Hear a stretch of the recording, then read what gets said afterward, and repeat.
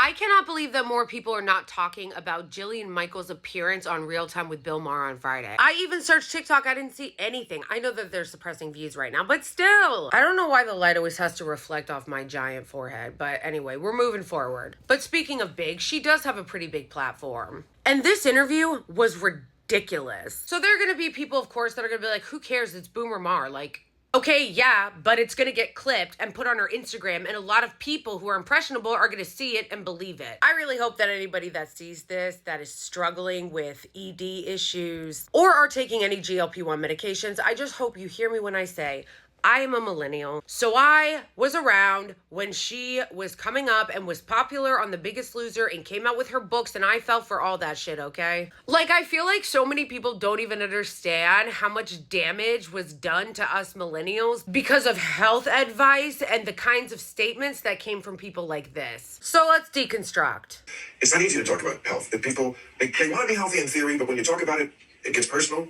They take it and political now. Which is shocking and brand new. Right. But they kind of have a love-hate relationship with good advice. I mean, we know you from the shows that you were on when you told us how to live, diet, and exercise. Yeah. I wanted you here now because everyone is talking about Ozempic. I know. And I need to, what is your take? I mean, diet and exercise is the old-fashioned way. We all said, well, there must be a short... Exercise is the only way. The only way. It is the only way. First of all, this idea that health was only recently politicized is ridiculous. I will point you back to 2008 and 9 when Obama came into office and Michelle Obama did the Let's Get Moving campaign, in which the right wing completely melted down and started like posing with pictures of their burgers saying that the communist Democrats were coming for them. So it being polarizing is not new. Also, you say diet and exercise is the only way. The only way, huh? Then why do you sell diet pills? And she's been selling them for a long time because, as I said earlier, I used to be a fan of hers. I used to watch The Biggest Loser. Then in 2009, I read her book, Master Your Metabolism, and ate everything up. And then I found out shortly after that she was selling diet pills. And that was the end for me of listening to anything that came out of her mouth. I don't even understand how she still has a career. Like, you're out here telling people that this is how they need to lose weight. This is how they need to be healthy. Just diet and exercise. Meanwhile, you've been selling this trash for over a decade. Like, be so fucking for real. Exercise is the only way. The only way. It is the only way. I was reading your new book. Thank you for sending that to me, by the way. Oh, really? It's fantastic. Everybody, for your copy. I got an early deadline. You know, what this comedian said will shock you on May 21st? Yeah. You pre-order it. That's true. You said, you're like, when historians look back on people in the 21st century, they will characterize them as anti-science, and I thought, son of a bitch. On both sides. Truer words have never been spoken, especially when it comes to health, because the reality is that these drugs, they do work, but it's a devil's bargain at an extraordinary price. And there's a solution, albeit simple, but not easy, that has no negative side effects and nothing but upside.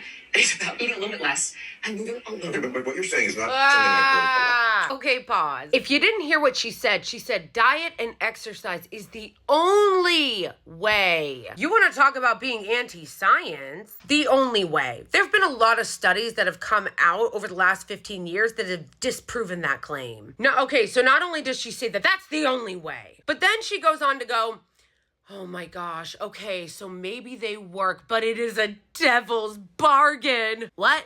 Like, I've got to give you my firstborn? Oh, but that's just the beginning of the panic peddling. Let's go. something I've heard a lot. That there's- Really? Yes. Well, Oprah called it a gift. People call it a miracle. Well, the people are Oprah not... is incentivized to call it a gift. And Okay, I but you're will not. this is why I want you here, because I don't think people are hearing this other side. Yeah. Why do you say it's a devil's bargain? What is the, what are Okay. the side effects? What's the downside? What's it doing to you? Okay, here's the deal. If we look at the box, and I say this because it isn't my opinion, and I have no judgment. It's not an easy way out. If it was an easy way out, life is hard enough. Take it, right?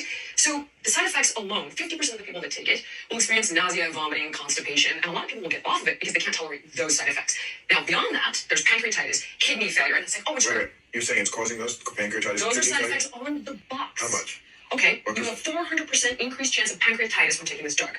You've got thyroid tumors, vision loss, you've got muscle loss, and now anecdotally, we're seeing articles on the Daily, one that came out just yesterday, saying that psychiatrists think it warps your brain because of how it impacts your body's ability to regulate dopamine. Now, there's suicidal ideation, there's lack of libido. Jillian Michaels is the queen of fear-mongering. Oh my gosh. Then Boomer Maher's like, yeah, but Oprah had really nice things to say about it. She's like, Oprah's incentivized to say that. Well, yeah, because she lost a ton of weight and everybody knows that Oprah has struggled with her weight her entire life. Like, we've seen it. Oprah already had a show and was talking about this before any of us were born. And I like how she says it like she's not incentivized to say it, you know? Even though she sells diet pills, she sells books. She's always hawking something on her podcast and her app. And you're not incentivized to say the things that you say. Then we get to her fear-mongering about the black box label. Okay, so I know she's talking like she's a doctor and she knows what she's talking about, but she actually doesn't, because anybody that knows anything about medication or FDA regulations knows that if there is even a chance, even a slight chance of something happening, they have to put that on the box. Go in your cabinet and pull out an aspirin bottle or a baby aspirin bottle and read the label on the back of it, and you'll see that there's some kind of scary shit on there too. I've spoken to multiple psychiatrists about this, and there are different theories, one of which is that serotonin, which are one of our feel-good chemicals, is made in the gut. And if you look at how this drug impacts the gut, which, by the way, I forgot to mention, stomach paralysis and intestinal blockage are also deadly side effects. It's arguably going to impact the way your body makes serotonin. And now we're looking at dopamine, and they think that it's impacting the way our body regulates dopamine, but they have no idea how. And if you want to get really afraid, no, I don't want to get really afraid, but I know you're a professional fear merchant, so you're about to tell us. Go. The American Academy of Pediatrics is recommending this as a first line of defense for children now 12 years old, but they're testing it on kids as young as 6. So Let's look at how it works. And the reason I want to look at how it works is because I want to encourage people that eating less will work. What is it doing? But they know that. Do they? Of course. I was just like, so I want to encourage people that eating less will work. And he's like, they know that. Yes, people do know that. She's like, do they though? Has she been outside of her gated community since 2005? Yes, people do know that. And if it worked, people would do that. And then Bill Maher's like, well, people just get really touchy when it comes to talking about health. Yeah, you know why? Because it's personal and it's complicated. It is not so black and white and not as simplistic as you two fat phobes are trying to make it. This way nothing works. This isn't magic. But they know that would work. What they're saying is, I can't stop eating. So let's look at why the insatiable hunger, then that's really important. And this is where big food comes into play. So you've got the psychology. A lot of people are utilizing food as a coping mechanism, a defense structure, on a Kinsey scale, if you And will. it's addictive. 100%. They purposely make it addictive. They have, food companies have labs where they do this all day. Can eat just one. What? Can eat just one. Right, exactly. I mean, they know what they're doing. 100%. Yeah. And so what happens is they're literally hacking your biochemistry. Right. When you look at what these drugs Let's do, just throw words they out mimic there like satiety biochemistry and hormones. hope no Our one knows bodies are because I don't designed know what it means. to have what's called mechanistic homeostasis. We are built to regulate body temperature, to regulate stomach pH, blood pH, which you and I talked about on Club Random. Right? We're also built to regulate our appetite. But the issue is what's going to do it? Healthy fats, protein, fiber. When you drink a soda, there's no fiber, there's no fat, there's no protein, no satiety hormones are being released, and in fact, thanks hunger for hormones get telling released us. when you eat these foods. Plus, they hack the dopamine center of your brain. They are chemically addictive. She then goes on this long monorail of scary shit that can happen to you if you take these medications, because she's in the business of scaring people. All to say that you're just gonna gain it all back in the end anyway, because the only way to do it is through the old-fashioned way of eating healthy and exercising, eating less and moving more. But first of all, I've read also that half the people who take Ozempic, or one of these three, has no side effects. Okay. Right? Well, they will plateau. And we They also, will plateau. Absolutely. That part actually was my favorite part, because did you hear how she said that? It was like a threat. He's like, yeah, but 1 in 3 people said that like they didn't have any side effects from it. And, that's good is the implication, right? Okay. Well, they will plateau. Like, she legit said that with like anger. It's just amazing the way that she answered that. Like, it says so much. She's like, okay.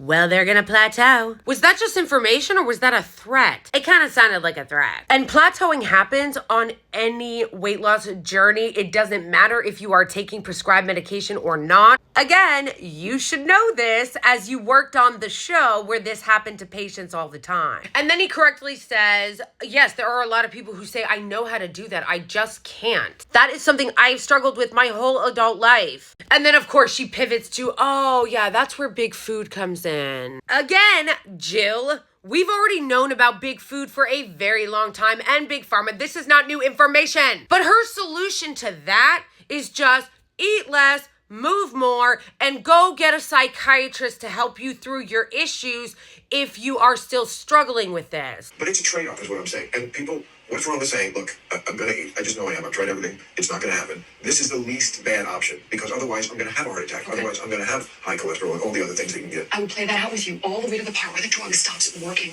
Okay. And my mother's a psychoanalyst, and she's taught me for years that people who utilize food as a coping mechanism or a defense structure, this food is providing them with something so significant that one time or another it meant their psychological survival. So I'm going to say, if you're struggling on that level, take the $800 a month you'll be spending on Ozempic and get a fantastic therapist to help you work through it because you're going to Not be that in 68 to 72 weeks. simple. anyway.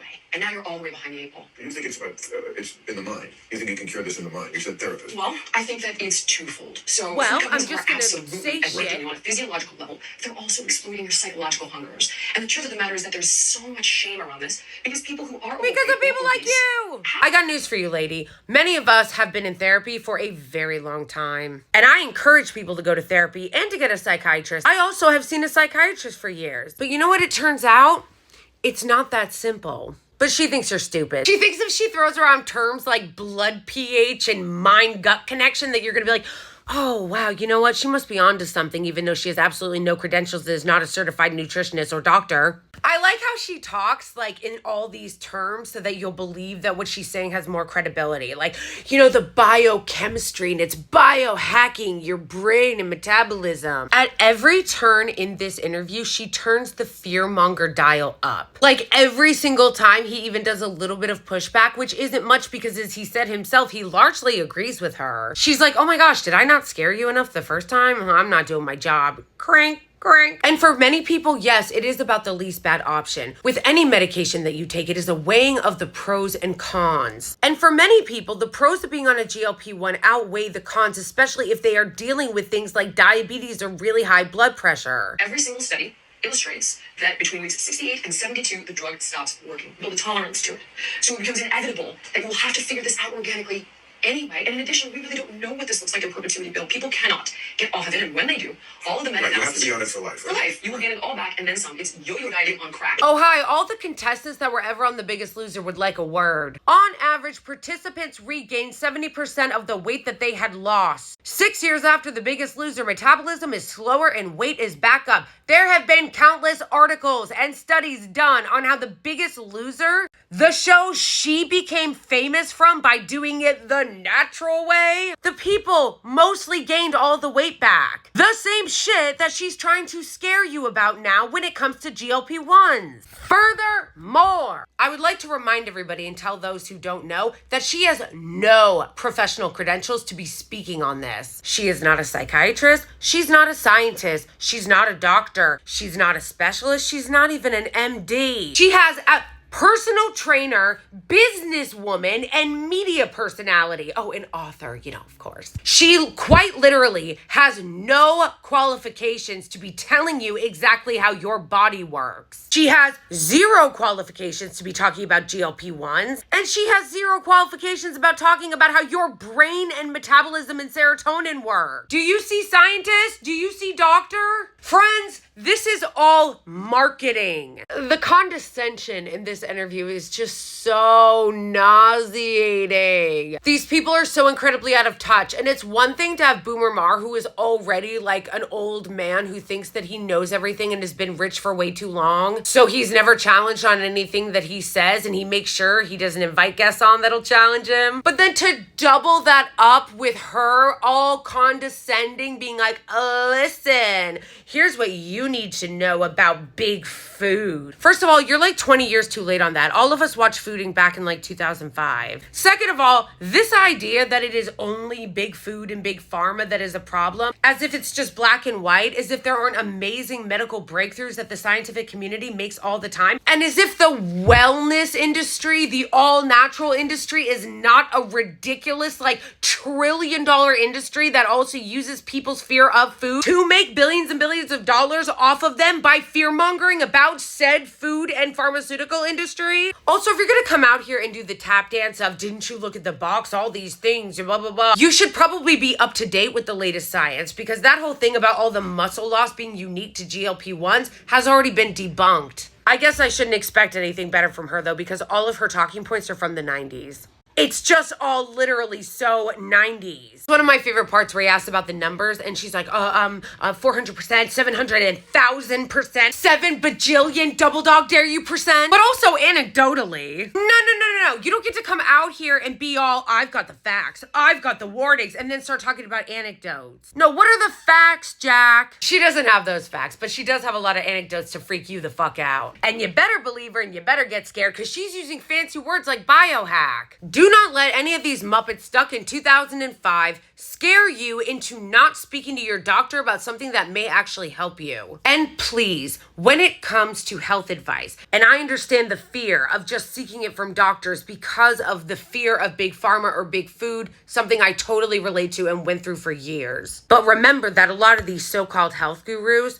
are also trying to push their own alternative medicine in order to make money off of you. Through supplements, through programs, through apps, in the same exact way that big pharma and big food has for decades before them. And please, take your advice from medical professionals, scientists, doctors, and researchers. This entire interview was a joke, and I really hope to see doctors come out and debunk this. I have yet to see that, but it was just on Friday, so hopefully they will. This type of misinformation and fearmongering is so damaging to people, not only damaging to their health because of their shitty advice, but damaging to the psyche that she's claiming to care so much about. There was so much BS peddled by the likes of her and other people in the mid-2000s that I believed that I really wish somebody would have just told me was bullshit. Because I struggled and was panicked and in fear and doing all kinds of unhealthy, restrictive things for years out of fear because of people like this. Do not feel bad if you are on a health journey and you are using one of these GLP-1s to help you on that journey. Do not let any of these Muppets who are stuck in 2005 make you feel bad for the fact that you are listening to doctors' advice. The last place that you should be taking your health and medical advice from is a businesswoman and media personality.